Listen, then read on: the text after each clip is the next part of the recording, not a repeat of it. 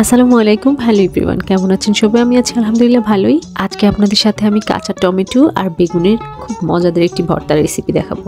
প্রথমে বেগুনগুলোকে আমি চাকচাক করে কেটে নিয়েছি আর টমেটোগুলোকে দু টুকরো করে কেটে নিয়েছি। এরপর এখানে আমি দিয়েছি কিছুটা লবণ, হলুদ গুঁড়ো আর গুঁড়ো মরিচ।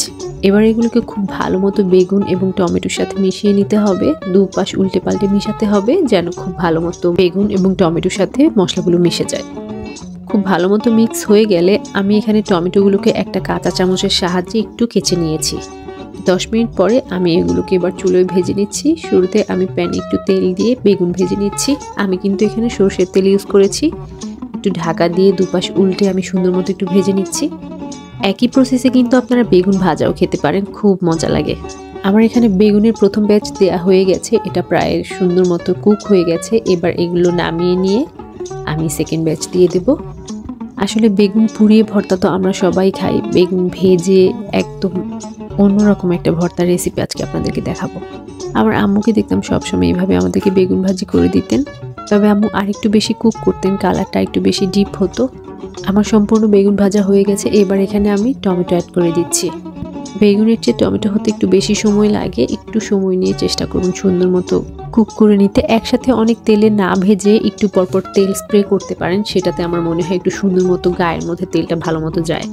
টমেটোগুলো অন্য পাশ উল্টে আমি এবার একটু ঢাকা দিয়ে আবার রান্না করে নিচ্ছি। এখনো হয়নি, আর একটু সময় লাগবে। এবার একটা চামচের সাহায্যে এগুলোকে একটু এভাবে কেচে নেবেন। মোট কথা টমেটো যেন কোনোভাবেই কাঁচা না থাকে। আমার হয়ে গেছে। বেগুনের পাশে এবার আমি টমেটোগুলো তুলে নিচ্ছি।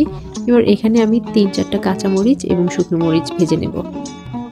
ব্যাস হয়ে গেছে। এবার এখানে আরেকটু তেল দিয়ে আমি পেঁয়াজ কুচি অ্যাড করে দিচ্ছি। এবার এগুলোকে একটু ভেজে নেব।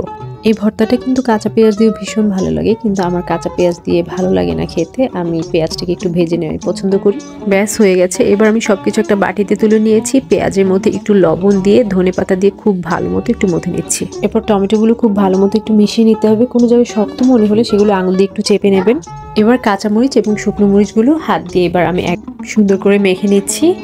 এরপর এখানে বেগুনের চামড়াগুলো তুলে ফেলে দিতে হবে, আর ভিতরের অংশটা ভালো মতো টমেটো, পেঁয়াজ, কাঁচামরিচ সব কিছুর সাথে মিক্স করে নিতে হবে। আমি আজকে যে রেসিপি ফলো করেছি সেখানে কিন্তু কাঁচা পেঁয়াজই ইউজ করা হয়েছে, কিন্তু আমি পেঁয়াজ ভেজে নিয়ে আজকে করে দেখেছি, আলহামদুলিল্লাহ দারুণ মজা লেগেছে। আমার ভর্তা কিন্তু মোটামুটি রেডি। একটু সুন্দর মতো মিক্স করে নিয়ে এবার উপরে ইচ্ছে মতো ধনেপাতা দিবেন, যে পরিমাণে খান সেভাবে দিতে পারেন। আরও একটু লবণ অ্যাড করে দিচ্ছি কিছুটা সরষের তেল। এবার আবার ভালো মতো মিক্সিং এর পালা। এখন তো কাঁচা টমেটো সিজন। এই ভর্তাটা কেউ না খেলে আমি বলবো অন্তত একবার হলেও খেয়ে দেখুন। আমি একদম নিশ্চিত হয়ে আপনাকে বলতে পারি আপনি কিন্তু এই টেস্ট ভুলবেন না। আমার কাঁচা টমেটো দিয়ে বেগুন ভর্তা তো রেডি হয়ে গেছে।